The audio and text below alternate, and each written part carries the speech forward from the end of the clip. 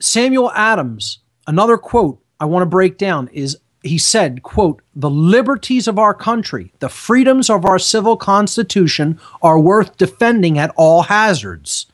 Again, the right to defend, freedom.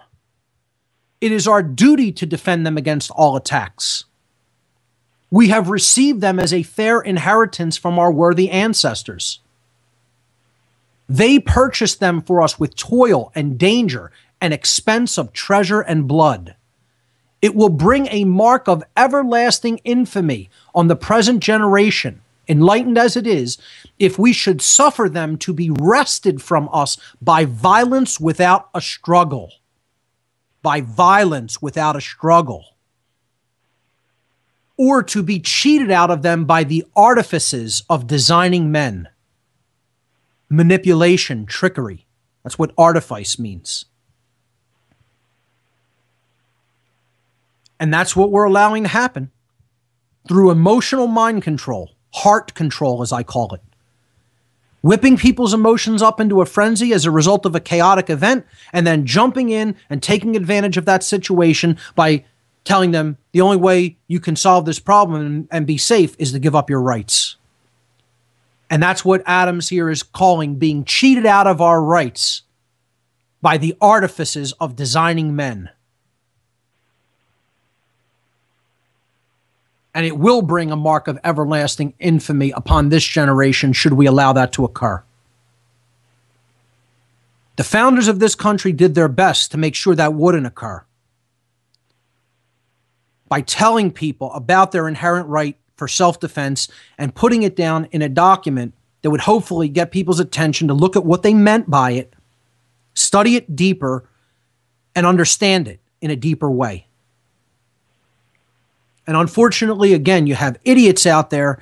I'm not going to be nice about it. If you don't understand that the right to own, keep, and bear and use arms of any kind is your inherent natural right to defend yourself, you're an idiot. I don't need to be nice about it. I don't want to be nice about it. You shouldn't be nice about this to people. How about that? How about we go that far and say anybody who thinks that shouldn't be treated nicely? You don't deserve to be treated nicely because you are advocating violence. You are advocating that someone else may come and take away my right to defend myself. And again, yes, I'm angry about it. If you're a new age idiot who thinks that there should never be a time to get angry about anything, please turn the show off and go listen to some guru chanting or meditating in some ashram somewhere and go wait for the modern day Nazis and the modern day communists to come and take your weapons away from you, or just take your rights if you don't have weapons. But if that's your definition of what you should do, then I say you're self-loathing. You ultimately hate yourself at some level. That's why this is all taking place anyway, folks. Let's just get right down to it and be honest about it. The reason all of this problem that humanity is going through right now is humanity doesn't have enough self-love. Ultimately, people hate themselves. We have so much self-loathing, and people say, oh no, that's not it. People are too much in ego. Yeah, well, being rooted in the ego is self-loathing, ultimately. If you don't understand the true self, if you haven't expanded your awareness to understand the true self, you ultimately hate yourself. You can't possibly love yourself because that expanded awareness is true self-love and true self-respect.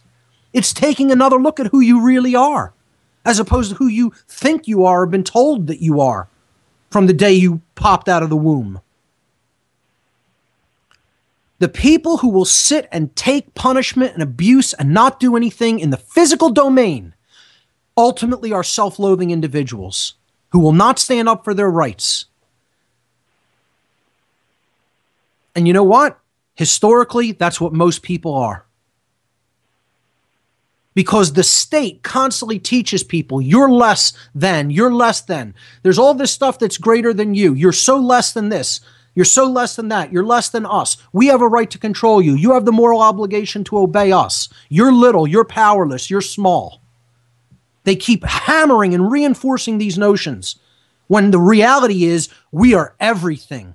We are ultimately all powerful. When we stand up, stand in truth, stand in righteousness, say no to violence, say no to evil, and exercise our rights, then nothing can stop us.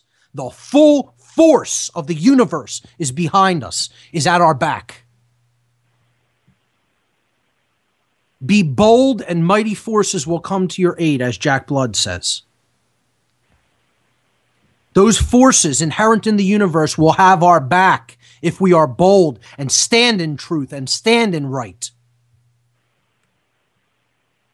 And this is what Samuel Adams was trying to impress upon people. Our inherent rights are worth defending in the physical domain with physical force if necessary, when violence is being done. And if we should suffer them to be wrested from us, to be taken away from us by violence without a struggle, that is a mark of everlasting infamy. This was a person who was actually enlightened. He understood the spiritual is not different than the physical, is not separate.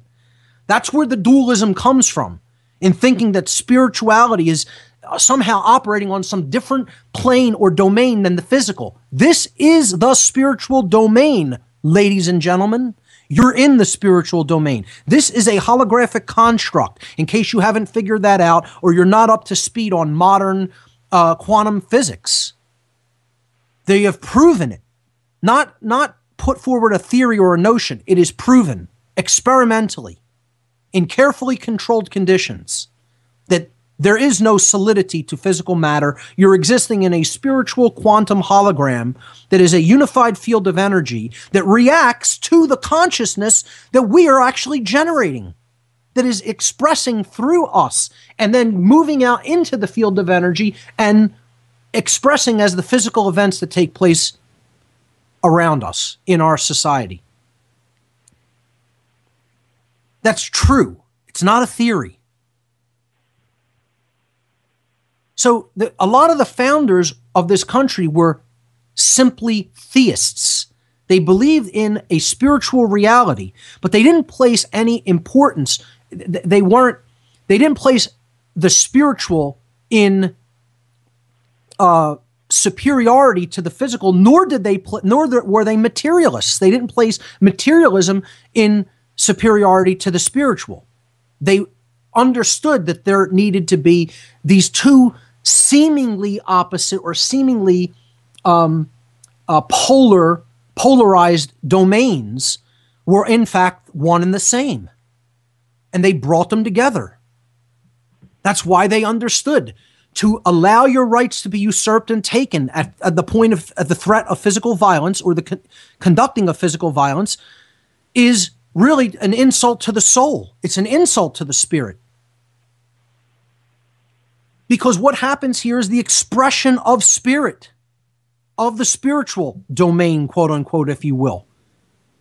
Again, these domains are not separate. They are one and the same. He understood the difference between force and violence. Force, as we've defined it, the capacity to do work or cause physical change. Violence is the immoral usage or the abuse of physical power. And it is when it is used to coerce or compel someone to do something they don't wish to be done or to do, to be done to them or to do. So violence is the initiation of coercive action. You're taking free will away. It's theft. Again, all forms of wrong are ultimately theft. You are taking something that doesn't belong to you, someone else's rights, to act as they will so long as they are harming no one else. Violence is always in opposition to morality, always in opposition to natural law. It involves the violation of others' rights all the time. And no one ever possesses a right to conduct violence. But if violence is conducted without right, as it always is, without right, inherently there exists a right to defend oneself against that action.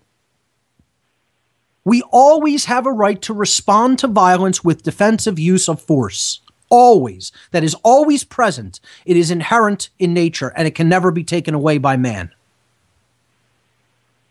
Force is always an action that exists in harmony with natural law, because you're not violating the rights of others. You're responding to an action which has already violated your rights.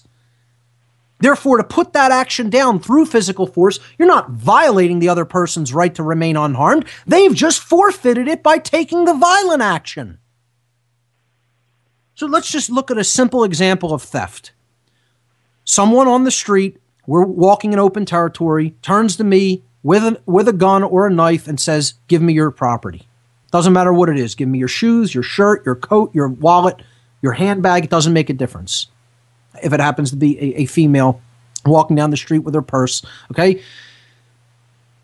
The person who is initiating this violent action has no right to do it. No one has any right to do that. That's their property, they're using it, and you don't have any right to it. You have no claim of ownership on that.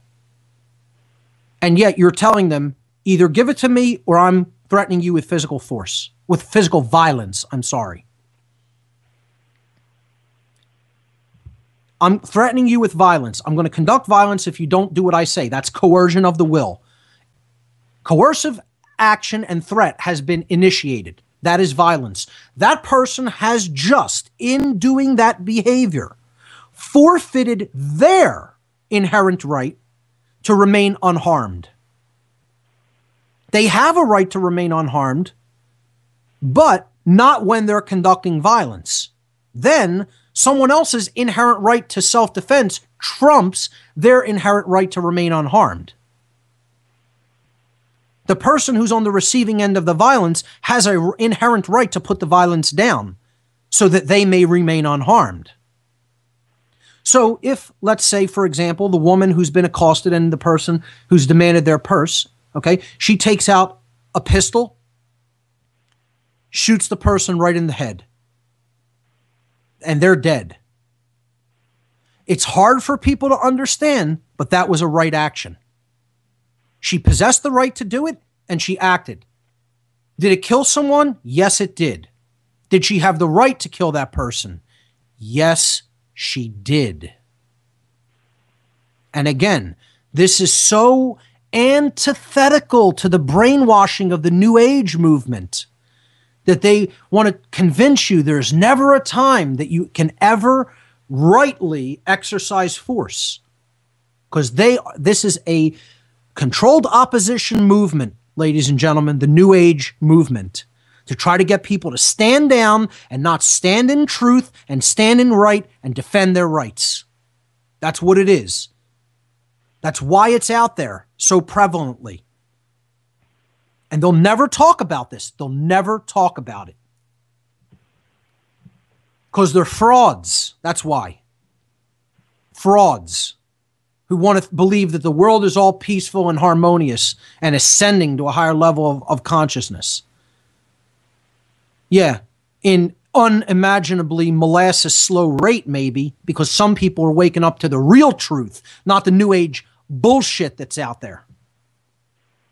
That somehow you don't have a right to defend yourself against violence just because, or that you don't have a right to defend yourself against violence just because it's calling itself government.